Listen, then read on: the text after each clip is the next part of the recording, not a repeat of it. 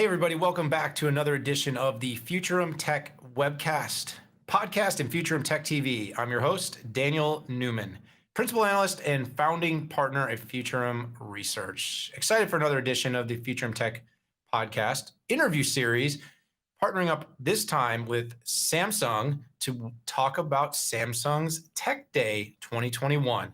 And I'm excited to have a guest that's been with us before, Mr. Jim Elliott. Jim has spoken also at our 6.5 summits. He's been here on the pod with me on my webcast, and he's a really, really great guy. So we're going to hammer home all the exciting insights that are going to come from Tech Day, an event I had been to in the past, an event I've spoken at in the past, and one that I'm fond of, and one that has a really great looking lineup for this year.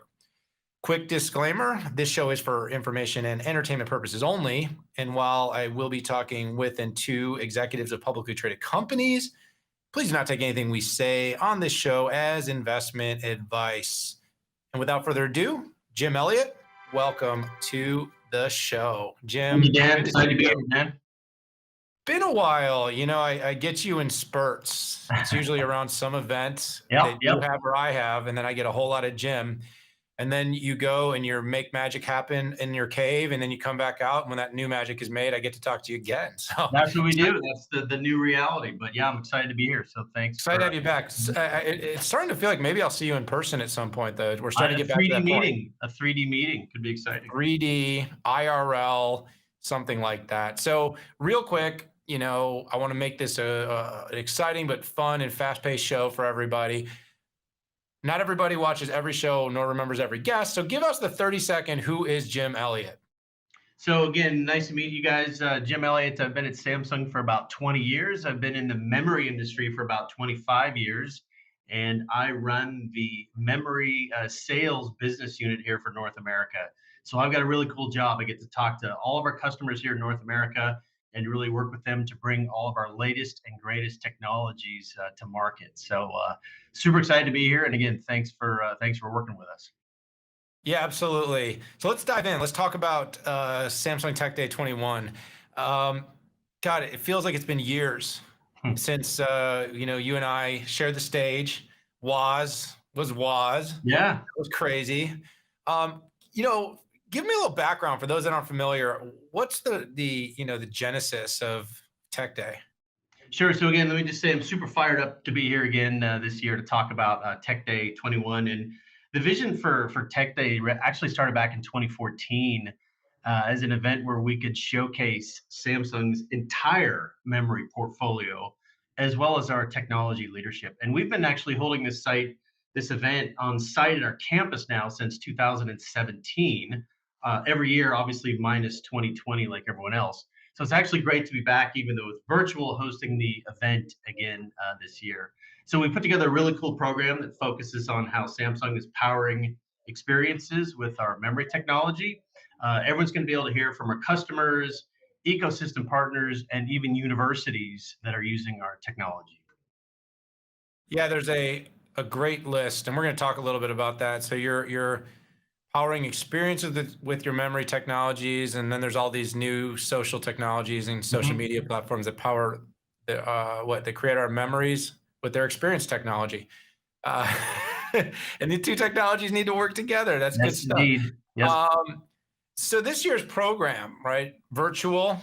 I think this is the last time, though. I'm really optimistic. Now, of course, everybody will play it by ear because Samsung's a company that you're analytically driven. You're going to make decisions based on safety and, of course, good optics. Yep. That's a double entendre, by the way. But you've got a really good program. You got keynotes, you got showcases, you got customer collaboration. It's a great list of customers. We'll talk more about that. Even like you said, academia is showing up. So what are some of the things that now that you know the lineup of the event, what's got you fired up? Yeah, so again, we're super excited this year to put together this program where we can give our attendees kind of a window into how Samsung approaches memory innovation. So for example, in the keynotes track, people are actually going to be hearing directly from our senior memory leadership about all the latest innovations around DRAM, NAND, as well as product solutions. Basically everything that's driving this memory revolution that's powering all these IT products. And for anyone who's attended our demo pavilion live at past Tech Day events, our technology showcase sessions is really designed to kind of emulate that and give participants a virtual walkthrough or kind of a deep dive, if you will, into some of these latest advances. Things like computational storage, advanced memory technology, data storage advances, and even new interfaces. We're also, as you mentioned, pretty excited to have some of these top universities and their professors showcasing their work and projects that are using Samsung memory, such as storage acceleration and even smart SSD. And so, kind of from a who's who list of schools, got MIT, UCLA, Carnegie Mellon is kind of the heart of AI there, and UCSC.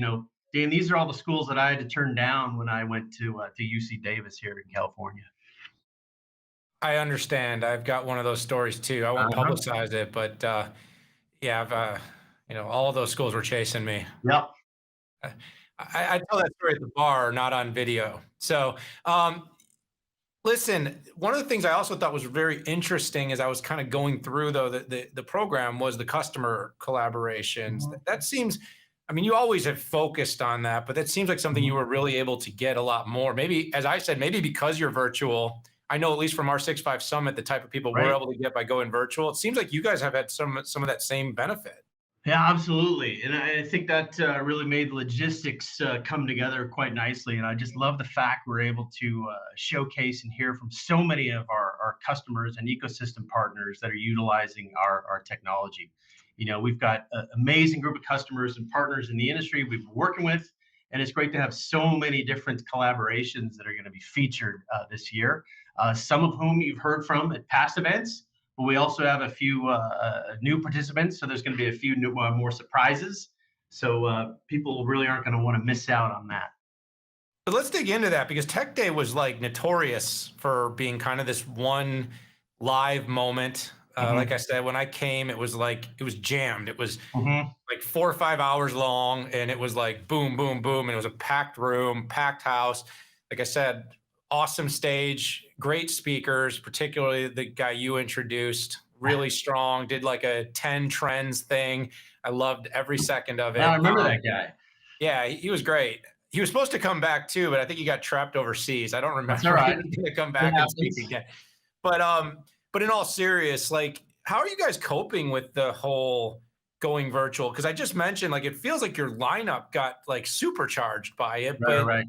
Yeah, we're so all just kind like of fatigued. Like, so how are you balancing that, playing off this, and really, set to make an awesome event?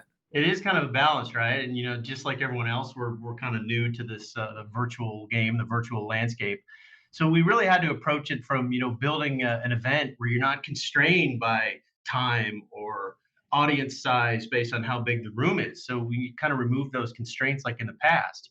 And then for this level of event, getting everyone into the same room, same day, same time is almost next to impossible, as you mentioned, right? So being remote, the irony there is it actually allowed us to open up our agenda to feature more customers, partners, and even universities who may not all would have been able to attend simultaneously, given travel or calendar conflicts. And so really, I think I'm excited. We're going to hear more customer stories, more innovations, and it's great to be able to showcase all of these in their entirety. But most important, we're actually able to grow our attendee list and extend invitations to a much, much broader and even international audience. So now we can showcase even more content that people can choose from based on their own areas of interest. So they can they choose their own narrative or stories or drill downs, if you will. Like those books when you were a kid, Choose Your Own Yes, the choose Adventure, your own right? adventures, exact with a tech twist. Those are awesome, by the way. I didn't have an iPhone because I'm old, but I didn't have any sort of smart device. I didn't have a foldable, nothing. I had nothing. I had books, Jim, I but did you know too. what? I remember those. Yeah, I it had a was great couple of though. It them. built the brain, built the Uh huh. mind.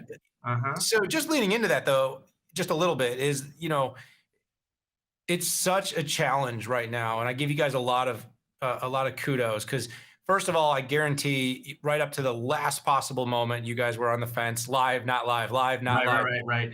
And so when I actually saw the lineup come out, though, I said, "This is really great." I will make an early bet that you guys will get a spike in attendance. Hmm. You will get a surprising spike in engagement, and I also bet that that is not a reason whatsoever to not go back to doing it live and in person, but that there is a lot to be learned, a lot of balance. I mean, I just got back to going on the road, was just at an event this week.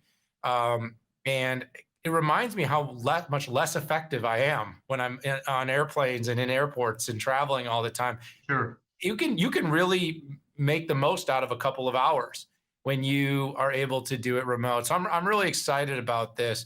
Another thing that really excited me, by the way, was that you guys really were able to pin down the who's who. And it's funny because in Mhm. semiconductors, there's a lot of cooperation and competition. There's a lot of, hey, we work together, we're manufacturing the chips for these folks that also make a Mhm. chip that competes with our chip. And of course, the global supply constraints are not something I'm going to even ask you about right now, but it's everyone in the world is aware of semiconductors now. If you weren't 2 years ago, Yep, you now you are are. now.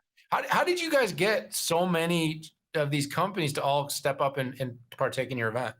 Yeah, and again, I think that was one of the arcs or the overall theme of this is about collaboration, and I think that's the most interesting thing about this tech day versus tech days in the past is the event really is all about collaboration now, right? So these past industry silos are now partners and collaborators for bringing new technology to the market and breaking through barriers. So it's all about how we come together now for to further that technology advancement to support these applications like AI or machine learning, 5G, automotive, gaming, etc. A lot of these things have really came, as you mentioned, during the pandemic. Now everybody knows about semiconductors, but I think all this time behind the scenes, semiconductors have been driving, and memory have been driving all these innovations for decades. So I think there's a lot more we can offer each other, and I think you'll hear about that from a few of those participants and some of our partners at the show. Yeah, I'm really excited to hear that. I will tell you, I wrote a prediction in the beginning of 2020 for Mhm. Market Watch, and I said semiconductors will eat the world. It was one of the 10 You trends. said This was that 2020 pre-pandemic. pre-pandemic. Like actually, it All was right. maybe just in China at that moment in time, but I'd said Okay, okay. semiconductors will eat the world. And then I actually wrote an article, a follow-up, basically saying that semiconductors have nowhere to go but up. And the reason I All said that is right. margins are growing, Op Inc. is growing, uh, uh, volume is growing, and these secular trends, all this demand is not going anywhere. It's not going away. In Mhm. fact, we've seen vehicles go from a handful of sensors to dozens of sensors to hundreds of. And I mean, that's just the Right, right. example, though. Content-wise. And it's in so many different places. And of course, memory plays such a critical part in us being able to access all this data and use it in all these applications. People are finally starting to see the way this all comes together. So, let me just wrap this up and basically say, Jim, I'm really excited. I'm excited to be able to be part of this from afar. I do look forward to the 3D thing at some point once again.